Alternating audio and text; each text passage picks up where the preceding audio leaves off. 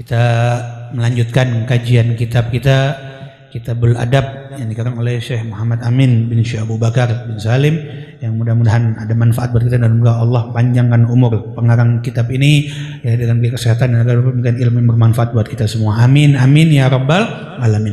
Di antara pembahasan Kitabul Adab 2 minggu yang lalu ya, melanjutkan yaitu tentang adab daripada ketika kita dalam keadaan miskin maupun dalam keadaan kaya. Jadi dalam Islam itu ada adabnya. Ada bagaimana kita mensikapi, bagaimana kalau kita diri kita menjadi orang yang lagi dalam keadaan miskin ataupun dalam keadaan yang kaya.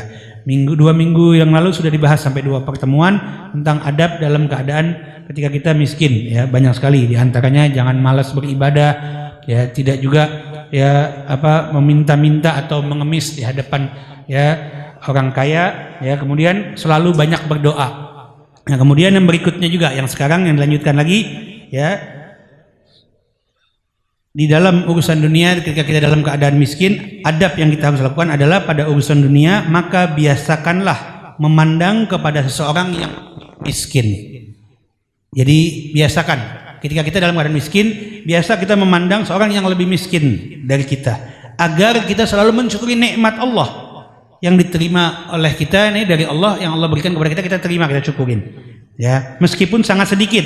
Dan janganlah memandang kepada seorang yang lebih kaya, karena apa? Akan menimbulkan sikap yang meremehkan nikmat yang telah Allah berikan. Sebagaimana hadis Nabi kita Muhammad SAW, unzuru ila man asfala minkum wa la tanzuru ila man huwa fawqakum fa huwa ajdaru an la tazdadu nikmatullah alaikakum ya. Kata Nabi Muhammad SAW, dalam urusan dunia maka pandanglah kepada seorang yang lebih rendah atau miskin dari kalian, dan janganlah kalian memandang kepada seorang yang lebih tinggi atau kaya dari kalian, karena hal tersebut tidak akan membuat kalian meremehkan nikmat Allah yang telah Allah berikan kepada kalian. Nah, ini penting. Jangan kita keadaan miskin ya, kita melihatnya orang yang kaya mulu, yang ada nggak ada puasnya. Oh, kita ngiri, yang ada yang tadi yang seperti 2 minggu yang lalu sudah dibahas. Yang ada timbulnya apa? Sifat iri, pengen meniru sebagaimana orang-orang yang sudah rezekinya Allah berikan lebih. Tapi kata Nabi apa? Lihat ke bawah, ada orang yang lebih susah dari kita. Umpama ya kita lagi sulit keadaan ekonomi kita lagi sulit di rumah, uang kita lagi sedikit menipis. Ternyata kalau kita lihat ada yang lebih sulit dari kita. Apa? Yang mungkin rumahnya nggak punya, yang mungkin tidurnya masih di jalanan, yang mungkin nggak bisa makan sampai dia puasa 2 hari atau 3 hari 3 malam karena nggak mampu beli makanan. Ternyata masih ada jauh yang lebih apa? Yang lebih susah dari kita. Sebagaimana kalau Allah berikan nikmat kita lagi sakit, ya kan? Al-Fakir pernah ceritakan. Ya, kita kalau lagi diberi sakit, kayak contoh Al-Fakir waktu sakit, ya. Kita waktu lagi sakit, ya, kita lihat diri kita udah paling menderita, ya Allah sakit sampai nggak kuat. Seolah-olah kita yang paling apa? Paling menderita sakit. Tapi begitu datang ke rumah sakit, apa? Yang lebih parah dari kita, apalagi kalau Al-Fakir ini kalau setiap bulan kontrolnya di Cipto, RSCM. Itu kalau lihat di RSCM itu yang kakinya naik ke atas berobatnya, yang macam-macam, yang datangnya nggak kuat di jalan, di kursi roda, bahkan yang tiduran. Ternyata masih banyak yang Allah berikan ujian yang lebih dari kita. Jadi mensyukuri nikmat Allah ini penting, baik dalam keadaan kita lagi miskin maupun dalam keadaan sakit. Makanya mandangnya yang di bawah, jangan mandang yang ke atas. Kalau mandang ke atas yang ada apa? Sombong. Mandang ke bawah jadi kita tawadu. Begitu. Itu yang berikutnya ya. Kemudian yang berikutnya kata Nabi Muhammad SAW ya, sifat kita yang sikap yang berikutnya adalah man atahu syai'un min hadzal mal min ghairi mas'alatin walastifrafin fa innama huwa rizqun saqahallah ilaih. Ya, kata Nabi Muhammad SAW, barang siapa yang mendapat suatu pemberian dari seorang, pemberian dari harta seseorang tanpa didahului dengan permintaan dan juga tanpa mengharap imbalan, maka terimalah, sesungguhnya itu adalah rezeki dari Allah. Jadi sikap kita, adab kita yang berikutnya, sebagai kita kalau kita dalam keadaan lagi miskin, jika datang pemberian dari seseorang memberi kepada kita tanpa didahului dengan permintaan, maka terimalah. Jadi kalau nggak ada embel-embel, terima. Kenapa? Niatnya memang ingin membantu, lagi niat sedekah. Tapi kalau ini sekarang gimana nih hukumnya nih? Nih kalau kita balik nih hukum tadi dengan kaedah yang sekarang sudah mulai, bahkan bulan depan puncaknya apa? Dikasih pemberian dengan imbalan. Suruh ngapain? Nyoblos, jangan mau. Kenapa? Haram, itu termasuk suap. Termasuk suap. Ada yang bilang, ya nggak apa-apa, kita terima aja duitnya, kan duitnya terserah, duit haram. Udah tahu duit haram diambil. Nah gimana ini? Sekarang kembalikan, kalau ada yang ngomong ambil aja duitnya, hati-hati. Kadang-kadang ada ulama dai yang mengatakan ambil aja duitnya, tapi jangan coblos. Duitnya dari mana? Kita nggak tahu halal apa tidak.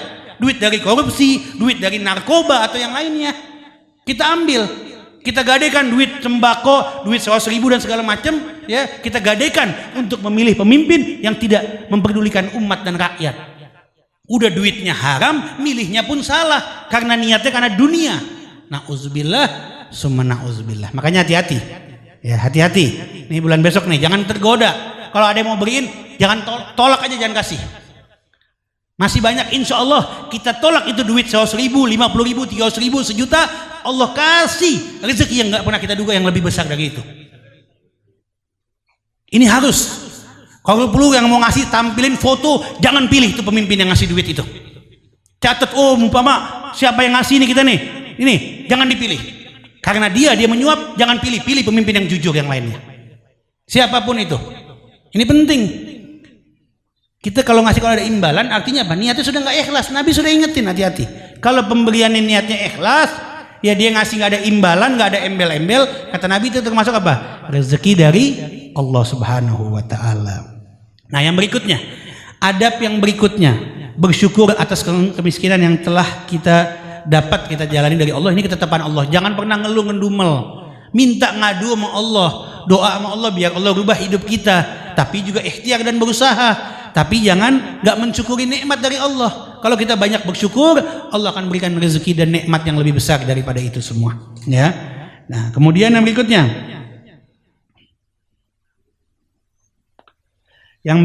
adalah memperbanyak membaca sholawat dan doa. Adab kalau kita lagi dalam keadaan miskin ini, jangan udah miskin, ibadahnya nggak mau, sholatnya bolong-bolong, nggak pernah mau doa, nggak pernah mau sholawat. Beberapa minggu lalu sudah diterangkan ada amalan tentang sholawat. Banyak amalan-amalan sholawat, banyak untuk rezeki, untuk kesehatan, banyak. Ya ada sholawat kemarin Habib Abu Bakar Gresik, Allahumma sholli ala sayyidina Muhammad kamaril wujud fi hadzal yawm wa fi kulli yawm wa fil yawmil maut sirran wa jahran fid dunya wal ukhra wa ala alihi wasallam. Ada lagi sholawat dari Habib Soleh Tanggul dan banyak lagi sebenarnya amalan-amalan sholawat. Banyak. Kalau nanya Bib yang bagus yang mana? Semuanya bagus asal istiqomah dibaca. Ya. Nah, kemudian yang berikutnya, penyebab terjadinya kalau kita miskin. Nah, ini penting nih, kan sudah 2 minggu, 2 pekan kita bahas tentang adab menjadi miskin. Penyebabnya kenapa sih? Ya, di antara penyebab kita menjadi miskin, ya, selain daripada ketentuan takdir Allah, yang adalah kenapa penyebabnya? Tidak pernah menjaga sholat, sholatnya bolong. Padahal sholatnya juga harus rajin, dekat dengan masjid, jarang sholat ke masjid. Ada azan ditutup bantalnya, nggak mau sholat. Tapi kalau doa ngadu nangis sama Allah, ya Allah biar rezeki saya ngalir. Begitu hayya ala sholat, tidur, percuma, nggak akan makbul itu doanya. Kenapa? Karena sholatnya nggak pernah dijaga. Yang berikutnya, ya, di sini terburu-buru kalau di masjid, keluar dari masjid setelah melaksanakan sholat, ya terburu-buru. Kecuali lagi terdesak, seringnya keburu-buru kalau lagi sholat di masjid nggak betah. Habis assalamualaikum, ya Allahumma lantas jalan. Banyak yang begitu? Banyak. Gini kan ada musibah baru dekat, ngadu itikaf di masjid. Kemarin lagi diberi nikmat, lupa. Yang berikutnya, nah ini juga penting nih di rumah. Tidak membersihkan sarang laba-laba yang terdapat dalam rumah. Nah, makanya artinya apa? Rumah harus bersih. Ini ngadu doang sama Allah, pengen minta hidup tapi berubah, tapi rumah sampah bersarakan, sarang laba-laba, bahkan ada yang nauzubillah min zalik, ya kamarnya, rumahnya itu kotoran nggak diangkat-angkat, nggak dibuang. Apa kalau kata zaman sekarang tuh ada apa sih? Apa namanya penyakitnya? Missing disorder apa tuh? Ada demen ngumpulin sampah. Tapi pengen hidupnya berubah, pengen rumahnya berkah, pengen rezekinya banyak, tapi nggak pernah dibersihin rumah, sampai kotoran buang air besarnya nggak pernah dicebokin, nggak pernah dibersihin di WC-nya. Ada yang begitu? Ada orang penyakit. Ya. Kemudian yang menyebab kemiskinan ini penting nih, perhatikan. Makan atau minum dalam keadaan janabah. Nah ini penting nih, kadang-kadang banyak nih yang lupa. Kita habis janabah, misalnya habis berhubungan suami istri, atau yang habis mimpi basah, bangun, ya, nggak langsung mandi, tapi malah langsung makan dan minum. Itu menyebabkan kemiskinan. Yang berikutnya, sering mencaci maki antara istri dengan suami, suami dengan istrinya. Rumah tangganya hidupnya penuh dengan amarah dan akhirnya berantem terus. Ujung-ujungnya cemburu, berantem. Ya kan sekarang banyak nih kasus apa? Singkuhan. Bukan hanya pelakor lagi, tapi memang sama-sama. Yang istrinya berbuat selingkuh, suaminya berbuat selingkuh. Banyak yang begitu. Bu, ada nggak yang begitu, Bu? Itu menyebabkan rumah tangganya nggak berkah, miskin selalu itu penyebabnya. Kenapa? Udah pasti rusak semua. Yang berikutnya, sering berdiri telanjang bulat tanpa penutup aurat nih kadang-kadang kita nih. Kalau di kamar kita habis mandi, ya langsung pakai baju. Ini kadang-kadang di rumah telanjang bulat mulu demennya ketemu orang. Ada tamu kadang-kadang nggak malu telanjang buka baju. Ada yang begitu? Nggak berkah tuh. Ayo hati-hati nih, rubah. Mulai besok rubah nih. Banyak nih kadang-kadang begitu kan? Ya alasan kepanasan di dalam kamar kalau lagi nggak ada orang. Ini lagi ada tamu, apalagi tamunya yang bukan muhrimnya, nggak enak kan? Ini kadang-kadang nggak malu, sambil megang ketek lagi. Nauzubillah min dzalik di situ. Ada nggak yang begitu? Ada, bukan nggak ada. Ya, kemudian menyebabkan kemiskinan, berzina, terus banyak tidur, pengen berubah hidupnya tapi tidur mulu hidupnya. Ya nggak berkah, kapan mau majunya? Kapan mau dapat kerjaan? Kapan rezekinya mau ngalir? Ya.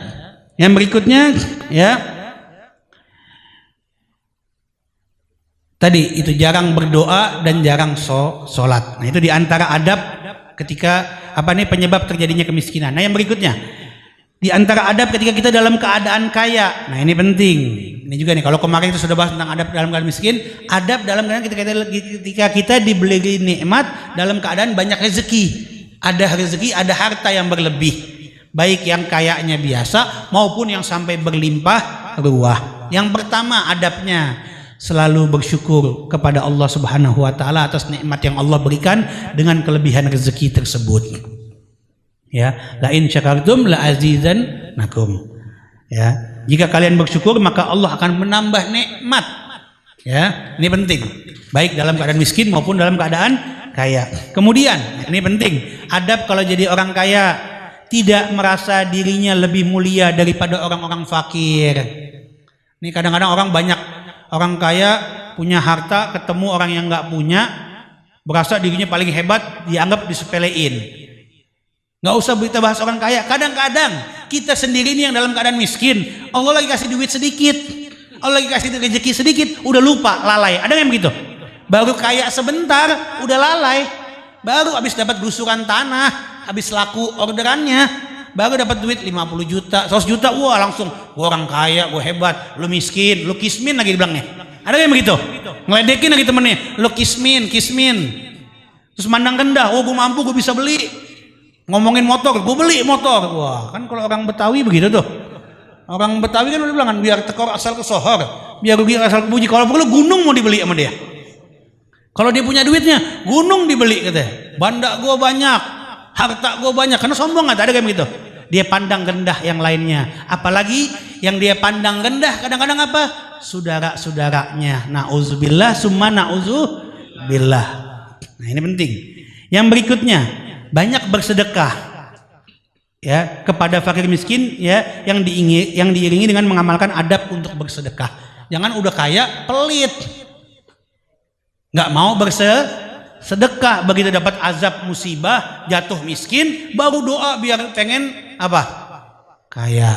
Banyak kan ini, banyak nih orang kaya kadang-kadang nggak mau sedekah, tapi sama pajak taat, sama pemerintah taat, sama Allah nggak taat. Zakatnya nggak dikeluarin padahal wajib, sedekahnya sunnahnya nggak dikeluarin. Begitu Allah lagi uji, usahanya bangkrut, jatuh mau bangkrut, diambang kehancuran, baru rajin ziarah kubur, rajin ke masjid, rajin ke taklim, doa nangis, rajin bagi-bagi sedekah biar hartanya naik lagi. Begitu naik lupa.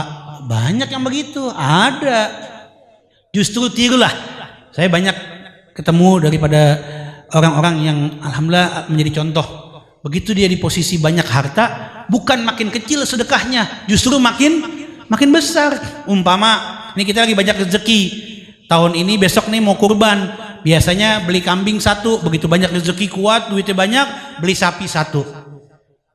Tahun berikutnya hartanya makin berlimpah, bukan sapi 1 lagi, dia beli sapi 2 sampai 3. Bahkan yang saya pernah kenal ada yang sampai 10 sapi dia kirim ke berbagai macam tempat karena rezekinya berlebih, padahal 1 udah cukup kewajiban dia. Tapi karena dia punya lebih, dia kasih. Ini kan kadang enggak, orang hitungan, sama agama hitungan, oh ngepasnya aja deh. Tapi giliran doa maunya yang banyak, giliran sedekah maunya yang sedikit. Jangan seperti itu. Nah, yang berikutnya, menjauhi sifat pelit. Nah, ini penting nih, adab jadi orang kaya. Jangan jadi orang yang kalau kata orang kita apa? Pelit, medit ya.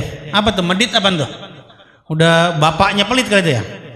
Ya, sifat pelit atau bakhil dari segi hukum terbagi menjadi 2. Nah, ini perhatikan. Sifat pelit, bakhil dari segi hukum terbagi menjadi 2. Yang pertama, bukhlul muharram, yaitu ya contohnya adalah ya pelit dalam membayar zakat, maka hukumnya adalah haram. Udah pelit nih, pelit yang haram apa nih? Pelit nggak mau ngeluarin kewajiban, nggak mau bayar zakat atas perkara yang telah Allah tetapkan, ya seperti misalnya bukhlul insan bima aujaballah, ya aujaballah, ya pelit atas perkara yang telah Allah wajibkan. Dia sudah wajib, dia punya harta lebih untuk ngeluarin zakat, tapi pelit nggak mau ngeluarin, tapi sama pajak taat. Ini termasuk orang pelit yang diharamkan Allah Subhanahu wa taala. Bahkan di zaman setelah Nabi wafat, Khalifah Abu Bakar Siddiq dan para sahabat yang lain, apa yang dilakukan yang pertama setelah Nabi wafat? Apa? Memerangi para penunggak zakat, bukan pajak. Zaman dulu nggak ada pajak kayak kita ya, zakat. Kalau dia tunaikan, insya Allah berlebih itu hartanya. Yang berikutnya, bukhlul mazmum, ya sifat pelit ya atas perkara yang disunahkan Allah Subhanahu wa taala, ya. Misalnya contohnya pelit untuk bersedekah. Kan tadi kan sedekah, infak sedekah sifatnya sunnah, tapi pelit nggak mau ngeluarin padahal hartanya punya. Ya memang dia nggak dosa, dia nggak sedekah, dia nggak dosa. Umpama dia punya harta misalnya 100 juta, 1 miliar atau berapa, dia keluarin kewajiban zakatnya, dia sudah keluarkan, wajib dia. Tapi udah itu dong, kan yang wajib udah keluarin, yang wajib zakat gue udah keluarin, tapi dia nggak mau sedekah. Nah ini termasuk bukhlul mazmum, ya tercela. Kenapa? Karena dia punya kemampuan, sudah punya harta lebih, ya dia sudah menjalankan syariat yang wajib zakatnya keluarin, tapi nggak mau Kenapa? Sedekah sifatnya sunnah, yang sunnah dia nggak mau jalanin, padahal hartanya mampu. Nih kadang-kadang kan kita begitu, nggak mau nih untuk infak sedekah nggak mau, tapi kadang-kadang nggak disadarin kita belanja, kita makan dengan gampang kita keluarkan tuh harta gampang banget. Umpama nih kita punya harta lebih nih, kita udah zakat di jalan, ada orang lagi minta kita pengen sedekah nih, tadinya sebenarnya pengen sedekah, pengen kesian nih orang nih, kayak nggak mampu nih, saya pengen sedekah nih, karena rasa pelitnya nggak jadi, kan sedekah sifatnya sunnah, nggak mau itu termasuk yang tercela itu. Tapi begitu dia datang ke mall, dengan gampang dia beli minuman 50.000, dia beli makanan 200.000, beli jajanan cuman beli pernik oleh-oleh apa main-mainan atau segala macam, yang kadang-kadang di rumah udah punya banyak. Nih di rumah nih kadang-kadang bu, nih ibu-ibu mulu nih Habib nih. Mau sedekah nggak mau, tapi di jalan begitu di mall, di pasar beli kerudungan, padahal tuh kerudungan di rumahnya udah 2 lusin kali 5, 100 piece kali ada, semua warna punya. Padahal udah cukup, sebenarnya hartanya udah cukup tuh, kerudungannya udah banyak, tapi tadinya mau sedekah 10.000 nggak mau, beli kerudungan 20.000, 50.000 mau. Ada nggak yang begitu? Ada nggak yang begitu? Giliran doa malah ya Allah turunin rezeki, sunnahnya aja nggak mau. Nah ini banyakin yuk sedekah, infak dan sedekah ini penting nih ya. Ini adab yang ringan, mudah-mudahan ini sedikit. Besok insya Allah kita lanjutkan lagi minggu depan. Adab jadi orang kaya, ini penting nih ya. Jadi kalau mau rezekinya udah banyak, Allah udah kasih rezeki buat kita, mau tambah nikmat lagi, banyakin sedekah, infak sedekahnya. Insya Allah wa yarzuqu min haitsu la yahtasib. Allah akan kasih rezeki yang lebih banyak lagi, nggak pernah kita duga-duga, berlimpah ruah. Amin ya rabbal alamin. Mudah-mudahan kita dijauhkan dari sifat menjadi orang miskin yang buruk dan dijauhkan dari sifat orang kaya buruk, menjadi kita menjadi orang-orang yang bersyukur atas nikmat Allah, baik dalam keadaan kaya dan dalam keadaan miskin, menjadi sifat-sifat yang baik. Amin ya rabbal alamin. Bitilkania bi asri al-Fatihah.